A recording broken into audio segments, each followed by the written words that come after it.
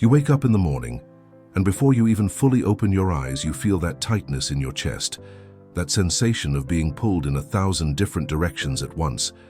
Your job demands one thing, your family needs another, your friends expect something else entirely. And you, in the middle of it all, don't even know what you yourself want or need anymore. It's as if each area of your life is a rope tied to your body, and each one pulls in an opposite direction, stretching you to the limit until you feel like you're going to snap in half.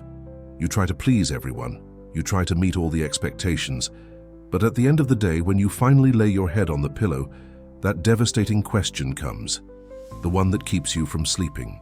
What's it all for? Where am I really going? There are nights you lie there staring at the ceiling, feeling the weight of all these conflicting demands, and you realize you're living everyone's life but your own, that you're answering the questions others ask of you, but have never stopped to hear the question your own existence is asking. You go to work meetings and feign enthusiasm. You come home and try to be present with the ones you love, but there's a part of you that's always absent, always scattered, always fragmented between all these directions pulling at you. And the most painful part is that you try to find relief in distractions, in fleeting moments of pleasure, in anything that makes this feeling of fragmentation stop, but nothing truly works. Nothing fills this void of living without your own direction, without a true north that is yours.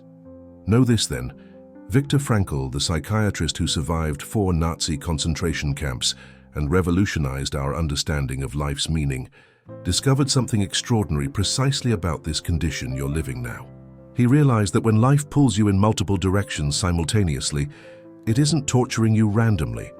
It's posing an urgent question, a question only you can answer, and all this tension you feel is actually the most important call you will ever receive in life. What I'm about to share with you in the following lines aren't time management techniques or ready-made self-help formulas, but a profound understanding tested in the most extreme circumstances a human being can face, on how to transform this painful sensation of being pulled in all directions into the starting point for finding your true path, your unique and irreplaceable answer to life. Frankl was in Auschwitz when he made one of the most disturbing and at the same time liberating observations about the human condition. He noticed that prisoners who endured the exact same physical conditions, the same miserable food, the same brutal forced labor, the same diseases reacted in completely different ways to the horror of the camp. Some disintegrated quickly, lost the will to live, surrendered to despair, and died within weeks. Others, physically even weaker, survived month after month, year after year, holding on to something within them that the Nazi guards could not destroy. The difference wasn't in muscle strength, it wasn't in luck, it wasn't in having or not having extra food. The difference lay in something Frankl called a sense of meaning, and this discovery completely changed our understanding of what truly sustains a human being when everything around them is collapsing. Those who survived were the ones who, even amidst that total fragmentation of existence, even while being literally pulled in the most absurd and inhumane directions imaginable, managed to find a guiding thread, a why that organized all that chaos. One prisoner survived because he had a hidden scientific manuscript that needed to be published after the war ended. That knowledge couldn't die with him. There was an intellectual mission awaiting. Another survived because he had a young daughter somewhere in Europe who needed a father when all this was over. He wasn't just a number tattooed on his arm. He was someone's father, and that couldn't be erased. Still, another survived because he discovered he could help younger prisoners hold on to hope. He became a kind of informal counselor in the barracks, and that gave him a reason to wake up every day, even in that hell. What Frankl realized was revolutionary. It wasn't the external conditions that determined who survived and who gave up. It was each person's capacity to find a personal and inalienable answer to the question life was posing, even in those brutal circumstances. When everything pulls you in different directions, when you are being fragmented by forces that seem larger than you, the central question isn't how to eliminate these tensions, but how to find the meaning that organizes these tensions, the why that transforms fragmentation into direction. This discovery leads us to understand something fundamental about the nature of that sensation you experience when you feel you're being pulled in all directions.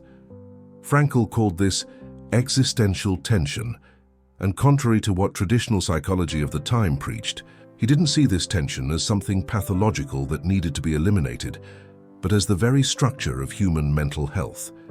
Freud and his followers believed that human beings fundamentally sought pleasure and avoided displeasure, that the goal of psychic life was to achieve a state of tensionless equilibrium, a kind of psychological nirvana where there were no more conflicts. Frankl disagreed radically. He argued that human beings don't seek a tensionless state, but seek a tension between what they are now and what they can become, between present reality and a future meaning that calls to them. When you feel those ropes pulling you in different directions, work pulling here, family there, your own dreams somewhere else entirely, you aren't sick.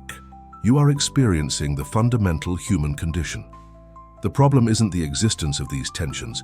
The problem is when you lack a point of orientation, a meaning that organizes all these forces into a coherent direction. Imagine a bow and arrow. The archer creates tension by pulling back the bowstring, and it is precisely this tension that allows the arrow to fly towards the target. If there's no tension, the arrow falls to the ground. If there's tension but no target, the energy dissipates without direction. What you need isn't to eliminate the tension of being pulled in multiple directions, but to discover the target, the specific meaning of your life that transforms all these conflicting forces into a meaningful trajectory. Frankl developed a fascinating therapeutic technique to help people who were paralyzed by precisely this feeling of being pulled in multiple directions without knowing which to choose. He called it de-reflection, and the principle was surprising in its simplicity and depth. Many of his patients would come to his office saying things like, "I can't decide if I should focus on my career or my family, if I should prioritize my health or my work, if I should meet my parents' expectations or follow my own dreams." They would spend hours, days, months obsessively reflecting on these choices, weighing pros and cons, trying to calculate which decision would bring more satisfaction or less regret. And the more they reflected, the more paralyzed they became, the more fragmented they felt. Frankl discovered that the problem wasn't a lack of reflection, but an excess of it, a hyper-reflection that kept people spinning in circles within their own minds without ever finding a real way out. Dereflection consisted of stopping the obsessive focus on the choice itself and starting to focus on the greater meaning that lay beyond the immediate options. He would ask the patient, "Don't tell me what you want to choose, tell me what you're alive for. What is the unique contribution only you can make to the world? What is the calling your specific existence is answering?" And something extraordinary would happen. When the person could connect with this deeper meaning, the choices between the various directions pulling them would cease to be a paralyzing dilemma and become opportunities to express that meaning in different ways. The mother torn between work and children would realize her meaning was to create an environment where human beings could flourish. And both at work and at home she could live that meaning, just in different manifestations. The artist pulled between making money and creating authentic art would realize his meaning was to reveal hidden beauty in the human experience, and this could happen in commercial work as well as personal projects. The issue wasn't choosing one or the other, but finding how to express that meaning in both contexts. Now I need to pause here for a moment and really talk with you heart to heart. I know many of you watching this video have carried this weight for a long time, this feeling of being pulled in different directions, of no longer knowing which path to choose, of feeling like life is demanding answers you don't know how to give. So I want to know from you, and this is very important to me, have you ever felt paralyzed by having to choose between different paths, between people who expect different things from you, between different versions of who you could be? If you're going through this now, or have gone through it, just write here in the comments, "I feel this fragmentation." You don't need to elaborate if you don't want to. These 4 words are enough, and I want you to know that by sharing this here, you're not just expressing what you feel, you're creating a space where others who are living through the exact same thing can finally feel understood. So often we think it's just us who can't decide, that it's just us who feel this painful tension of being pulled in every direction. But when you have the courage to write these words in the comments, you show dozens of others that they are not alone in this experience, that this isn't weakness or confusion, but the very condition of being alive and having to respond to life. Let's create a community here of people honest enough to admit that life pulls them in various directions and brave enough to seek a real answer. Not ready-made answers or easy formulas, but the unique answer that only each of us can give. What makes this understanding even more profound is when we realize what Frankl called existential responsibility, a concept many people misunderstand and which can completely transform how you deal with this feeling of being pulled in multiple directions. Responsibility here doesn't mean guilt or a moral obligation imposed from the outside. Responsibility comes from the word respond. It's literally the ability to give an answer. Frankl said something both disturbing and liberating at the same time. Life owes you nothing. It is you who owe a response to life, and every situation you face is a specific question existence is asking you in this moment. When your work pulls you one way demanding total dedication, when your family pulls you another needing your presence, when your personal dreams pull you in a third completely different direction, life isn't torturing you with impossible choices. It's asking a complex question that only you, with your unique history, your specific capabilities, your particular values, can answer. And here's the crucial point: there is no single universal right answer that works for everyone. There is only the authentic answer you can give based on who you truly are and the meaning you've discovered in your existence. Frankl used to say that asking what the meaning of life is like asking a chess master what the best move in chess is. There isn't an absolute best move. There's the best move in this specific game, in this unique configuration of pieces, in this particular moment of play. Similarly, when you're being pulled in various directions, the question isn't to discover the universally correct answer, but to discover the answer that is true for you now, considering your unique situation, your real possibilities, the meaning you are seeking to embody in the world. This understanding leads us to something Frankl observed both in concentration camps and in his practice decades later: the difference between living reactively and living responsively. Most people, when they feel pulled in multiple directions, go into reactive mode, trying to put out fires, trying to satisfy every demand as it arises, always living defensively, always responding to what's most urgent or what's screaming the loudest. This reactive mode creates that deep exhaustion that no vacation can cure, that feeling of always running but never getting anywhere, because you're reacting to everyone else's questions but never answering the question your own life is posing. Living responsively, on the other hand, means pausing and asking, given all these forces pulling me in different directions, what is the response that honors who I am and the meaning I've discovered in my existence? It might be that the answer is to prioritize work at this specific moment in life, because there's a project only you can accomplish that will have a lasting impact. It might be that the answer is to say no to work and yes to family, because this is the unique, irreversible moment to be present for the people you love. It might be that the answer is to find a creative third way that no one else has thought of, one that integrates these seemingly conflicting demands in a new way. The point isn't which of these is the right answer in the abstract, but which is the answer you can give with integrity, knowing you're responding to life from your center, not just reacting to external pressures.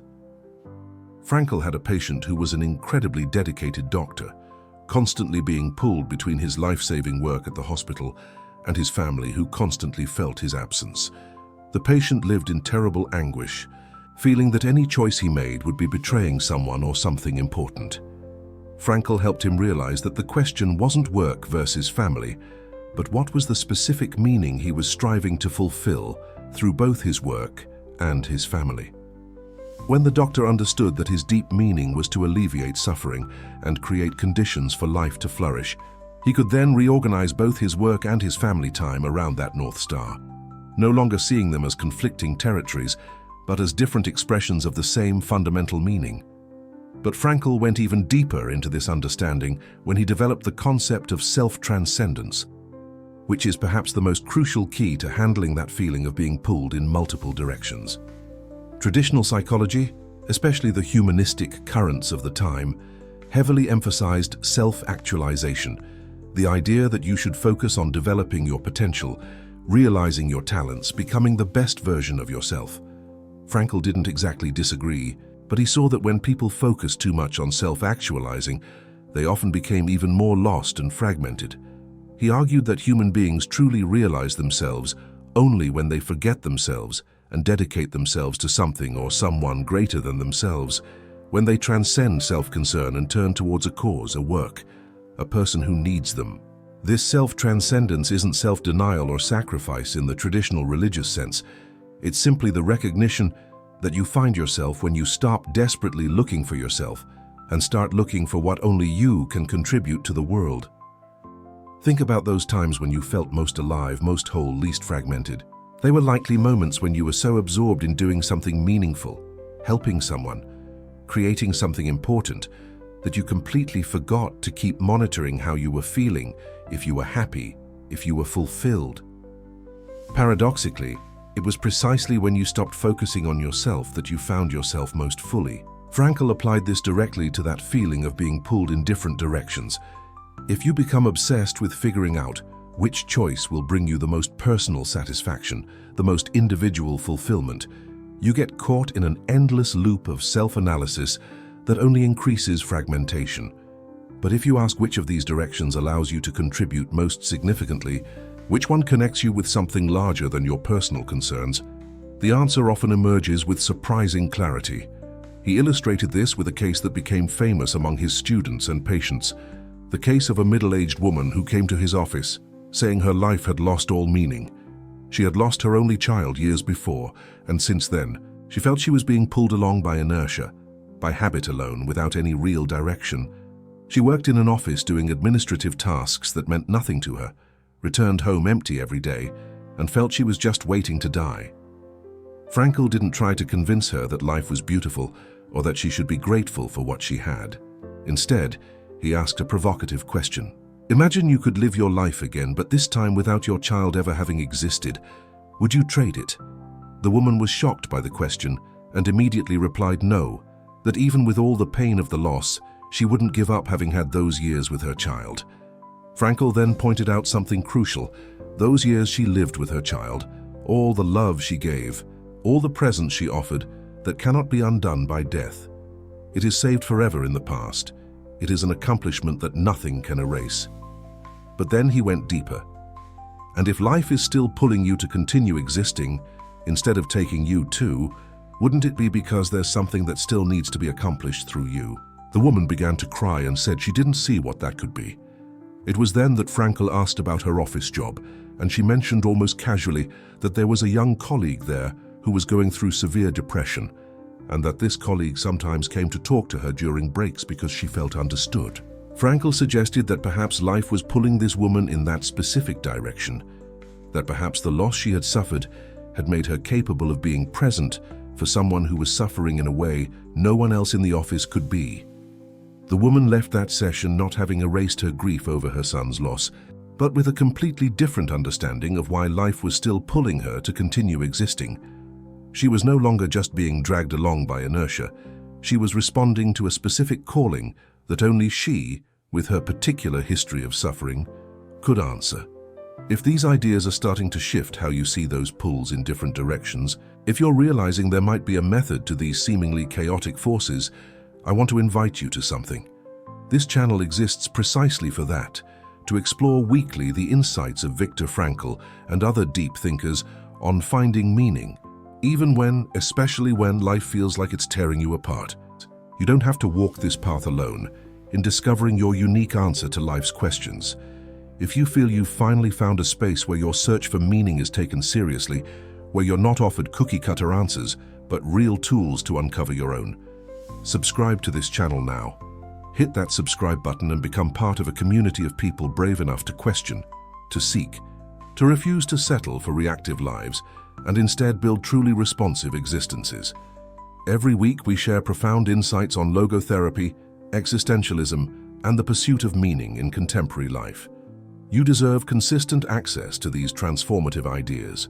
There's one last aspect of Frankl's thinking on this experience of being pulled in multiple directions that's absolutely crucial and often overlooked, even by those familiar with his work.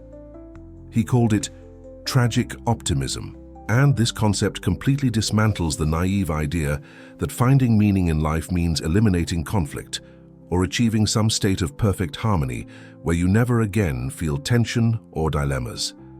Frankl argued that human life has an inescapable tragic structure. You'll always face limitations, always have to make choices that exclude other possibilities, always experience loss, and eventually you will die. These are all inevitable. Many philosophies and psychologies try to deny or minimize these tragic aspects of existence, promising that if you do everything right, find perfect balance, develop the right skills, you can eliminate suffering and tension from your life. Frankl saw this as fundamentally dishonest and, worse, something that intensifies people's suffering. Because when they inevitably encounter these tragic dimensions of existence, they feel like failures, as if they've done something wrong. Frankl's tragic optimism was entirely different. It fully acknowledged that you'll always be pulled in different directions, that there will always be more possibilities than you can pursue, that every choice involves renunciation, that limitations are a fundamental part of the human condition.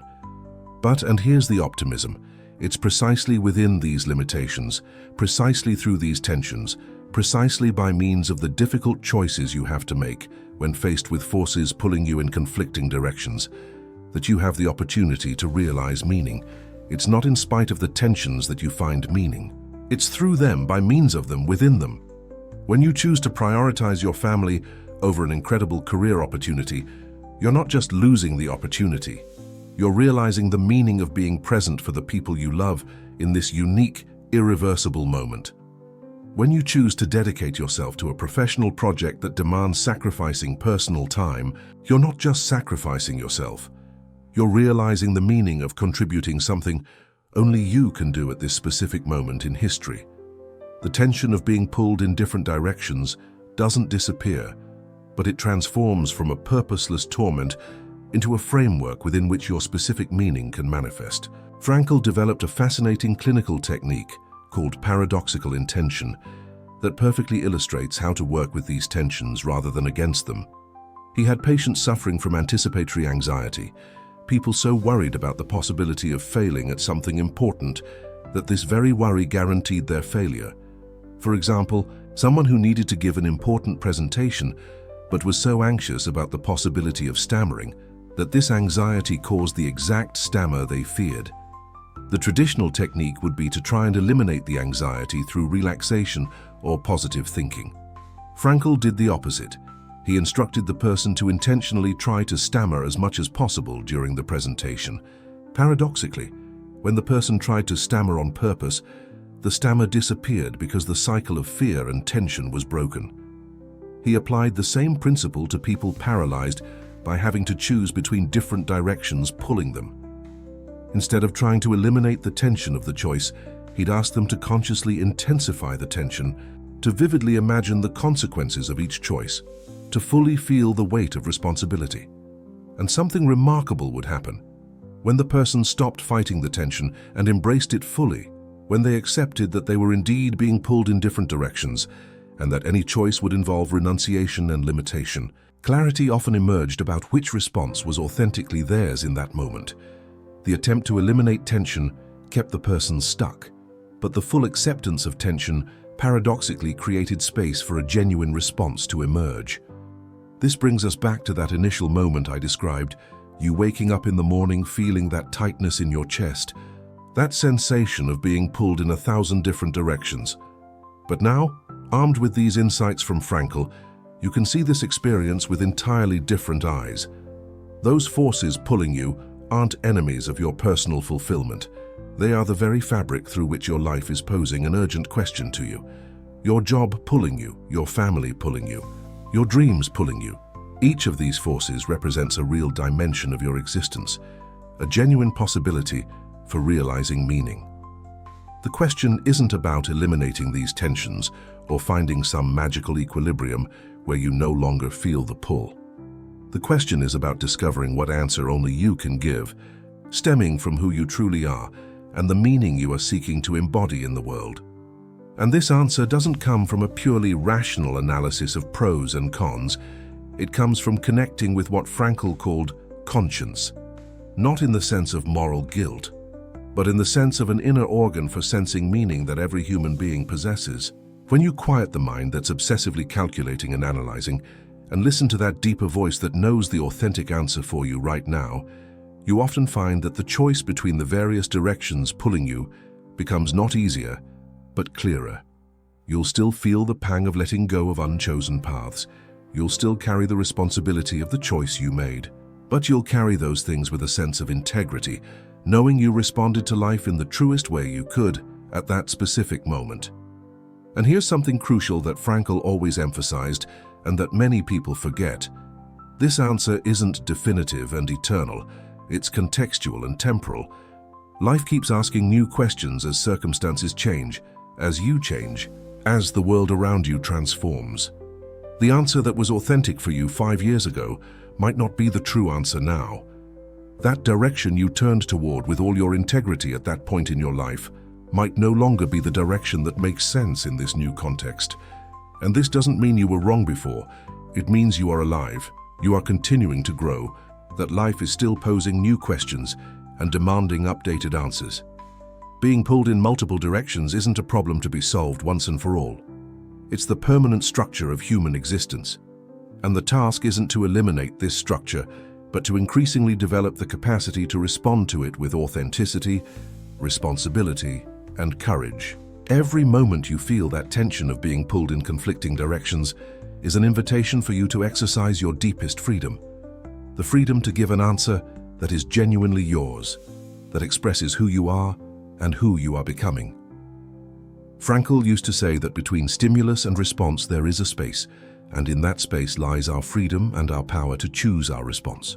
That moment of tension when you feel the various forces pulling you is precisely that space. And what you do with that space, how you respond from it, that is what defines your life. That is what creates your meaning.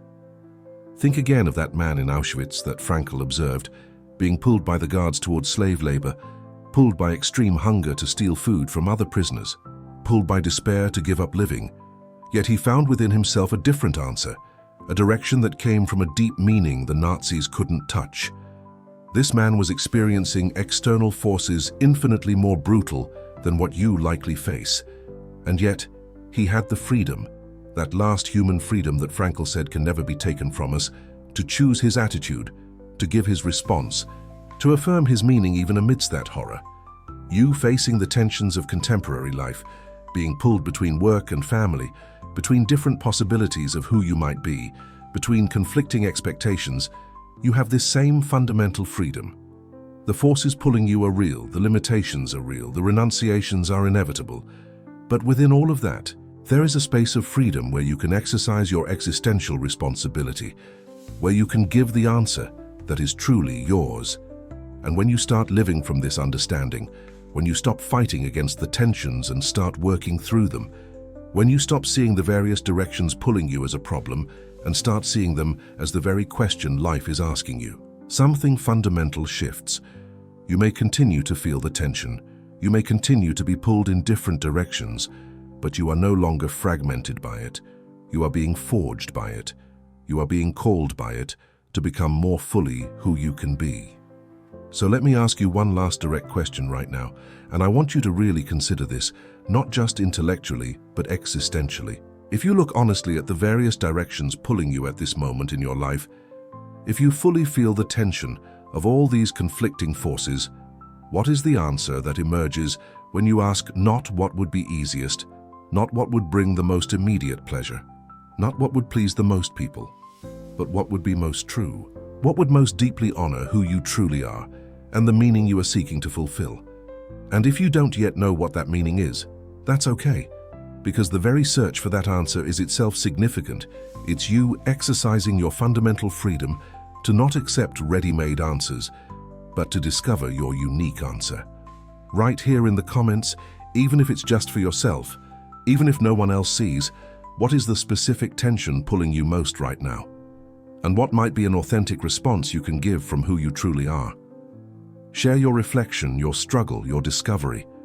You'll find that by articulating this into words, by making conscious what was nebulous, you already begin to transform fragmentation into direction, meaningless tension into creative tension.